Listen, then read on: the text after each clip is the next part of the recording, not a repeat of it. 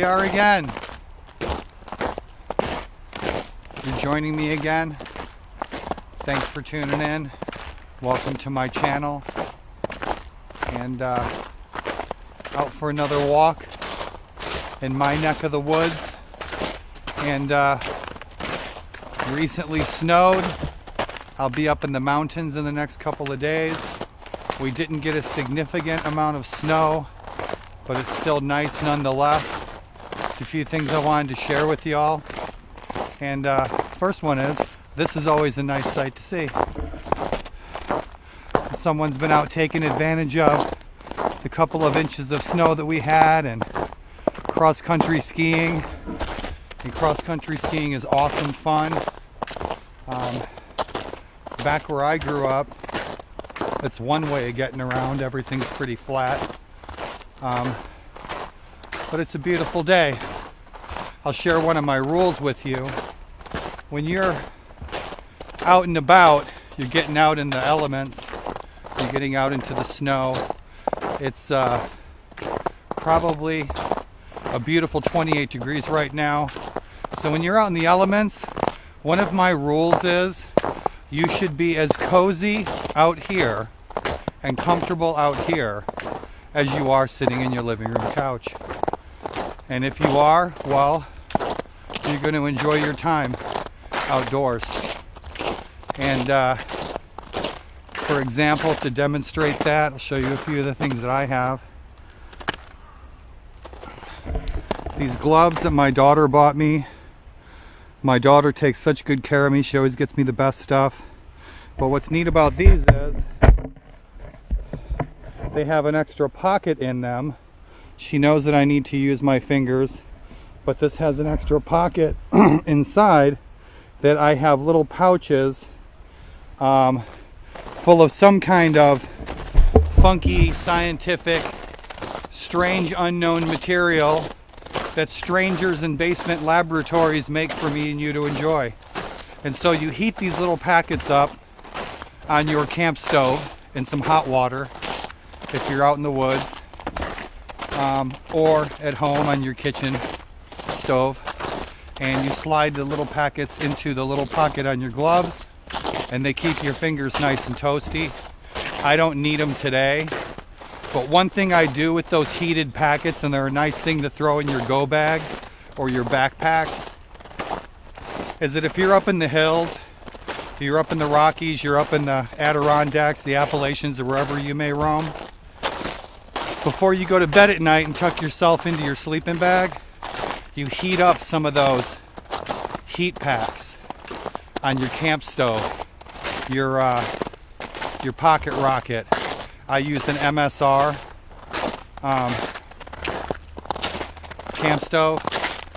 Heat that up in the water, put that on your chest, near your heart, down by your feet. Keep you warm all night long. And we didn't get the snow that I had hoped for, unfortunately. Kind of sucks. I'm really hoping for like 3 feet. And so this is what we're looking at. And again, I'm out for a walk near my home, and people have been out. It's nice. I never run into anybody over in this neck of the woods. And some folks have been out cross-country skiing and walking their dogs. But this is a nice patch of the national park here that not too many people get to. And on that note, my own personal educated and professional opinion, the professional opinion from someone who acquired a degree in ecology and agronomy from Virginia Polytechnic Institute and State University, that has worked in the green industry for 27 years, if an organization such as the Park Service, the Forestry Service, or whoever wants to preserve something, don't tell anyone about it.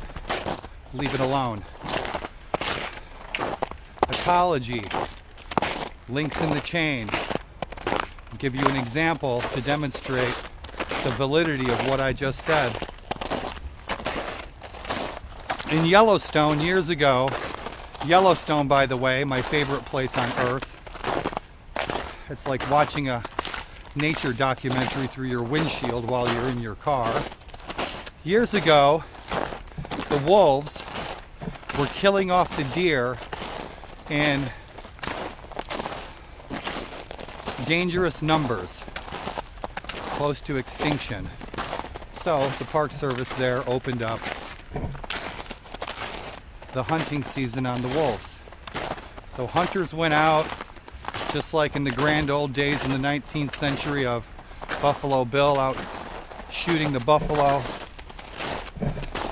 And the hunters brought the wolves close to near extinction. And of course, they achieved the result that they had hoped for, and the deer population then again exploded. But the adverse reaction to messing with that link in the chain was the deer started eating all the trees. And so the trees were then becoming extinct, several different species. And so you mess with one link in the chain, you weaken the entire chain. So now, the last 15 years, the Park Service there has had to reintroduce the wolf population with tender, loving care to bring things back into balance. If you want to preserve something, don't tell anyone about it and leave it alone. You mess with the link in the chain, you break the chain, you make the chain weaker. And that, my friends, is the science of ecology and communities and harmony in those communities. It's the study of that science. I specifically studied horticultural and monocot and dicot communities. For those of you who need a botany refresher course, monocots and dicots, demonstrating the different vein systems and different plants on the earth. I studied communities both above and below the surface of the ground. And for me, it's fascinating. It harkens back to one of my favorite quotes by Thomas Jefferson. There isn't a sprig of grass that shoots uninteresting. And nature, horticulture, ecology, the communities that live on the earth, I find it fascinating. It fascinates me. Every bug in every tree, how incredibly different every branch and limb is, how incredibly different every blade of grass is, and how different every human being is. And it's a beautiful sight out here today. Have a look.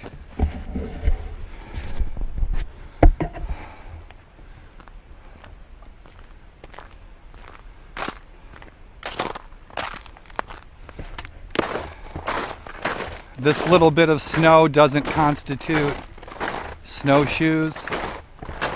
I'm dying to get my snowshoes on. My Alps snowshoes. I love my snowshoes. I love snowshoeing.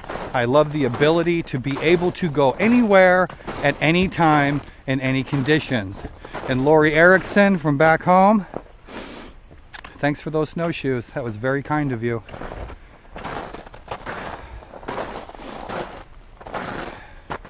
And I wish this would freeze solid. I know me and my daughter would just love to get some ice skates on. And this is really perfect for ice skating. And as you can see, no one's over here today. As usual, it's that time of the day when I have some free time. Sun's going down. I'm a mile from my house. I always do a 3-mile roundabout walk. I am on a very little known part of the Gettysburg battlefield here in Pennsylvania. It is a national park, national battlefield, national historical site. Where I'm standing right now, 155 years ago, this pond was not here. If you have my knowledge of floriculture, you can look at those trees and you know which ones were there, which ones were not during the 19th century. I have acquired the fortunate ability, after spending 27 years in the green industry, to be able to look at those trees and know what they looked like 30 years ago and what will happen to them 30 years from now. And of course, many factors could disrupt that prediction. Hopefully that moon will be coming up, and let's continue our walk. Hope you guys are having a great day. And again, thanks for joining me. Thanks for checking out my channel.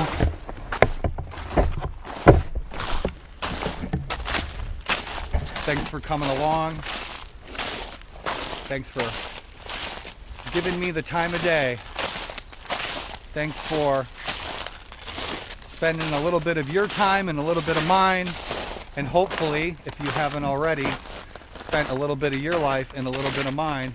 And if you've allowed me to spend a little bit of my life and a little bit of yours, thanks again.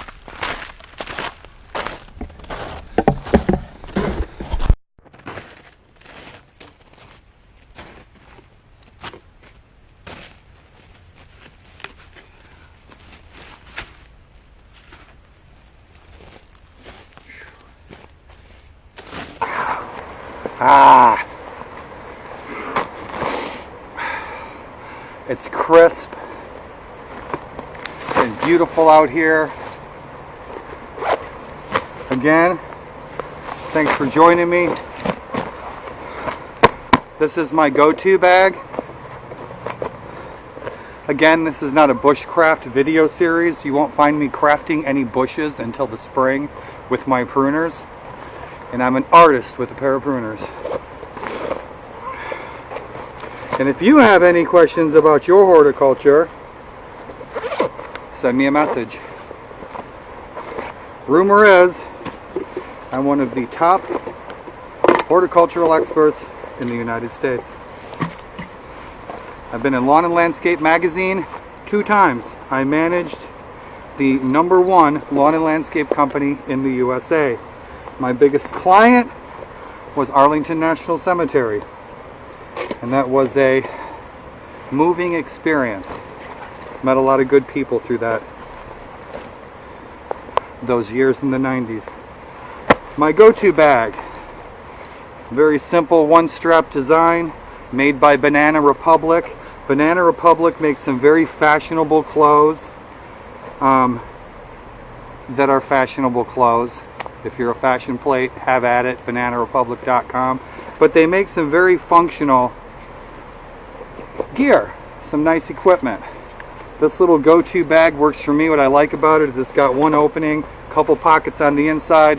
When I'm wearing it, I can easily slide it around to the front, unzip it, and access my camera, my thermos, a knife, my cigars. Nice little Helly Hansen waterproof canister made by Helly Hansen. Helly Hansen makes excellent winter gear. But I keep cigars in here, cell phone, whatever. You can throw this in a pond. I have a flotation device that I hang to it in case it gets dropped in water, what have you. But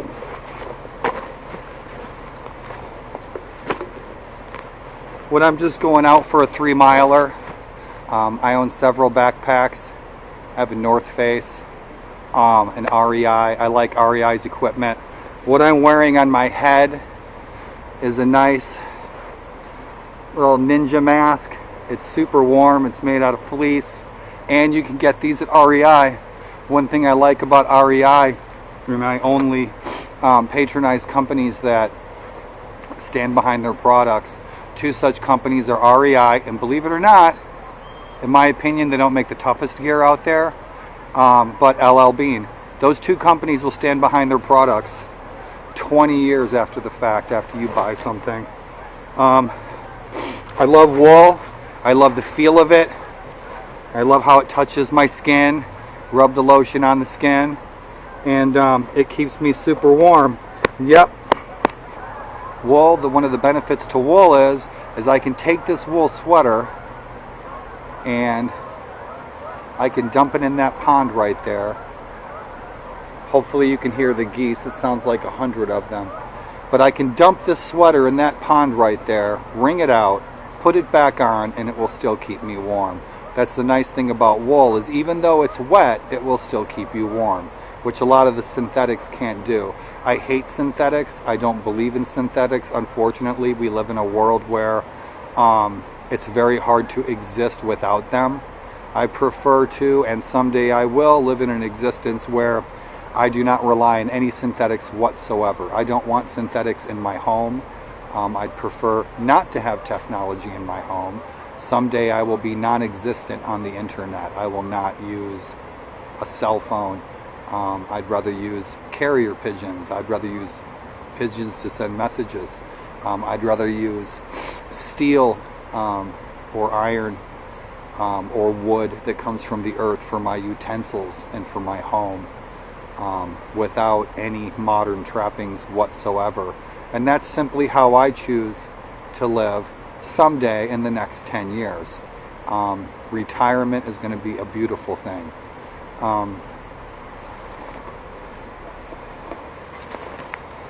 Trail magic of the day. One thing I always take with me out into the mountains during January, February, and March: hot cocoa, baby.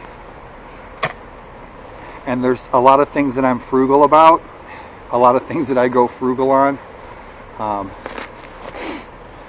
My daughter put it this way once: I don't believe in spending $500 on a garment where the fabric only cost $2. But hot cocoa is something I don't go slim on. Nice and dark, thick and rich. You'll be glad you did.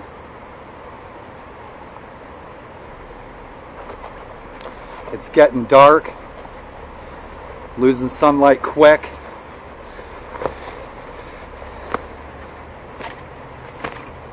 And I'm not a ghost hunter. I mean, if you've ever tried hunting a ghost, your mini balls would go right through them. But I've seen some things. Maybe we'll do some ghost tales sometime on this program. Have you ever seen a headless, armless shadow running out of the woods, down a hill, right into a road, and disappear in broad daylight, not 12 feet from you, right before your very eyes? I have, and I've never seen or heard or experienced anything like that in 46 years of my life until I moved to Gettysburg, Pennsylvania.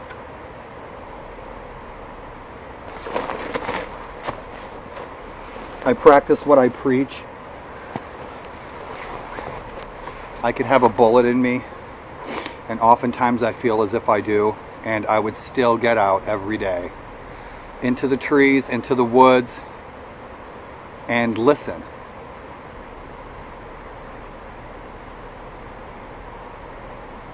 To nothing. I hear geese.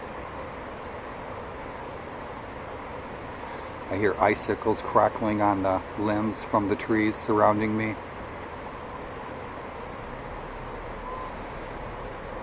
And you displace yourself from all of that noise from civilization with the purpose of settling your mind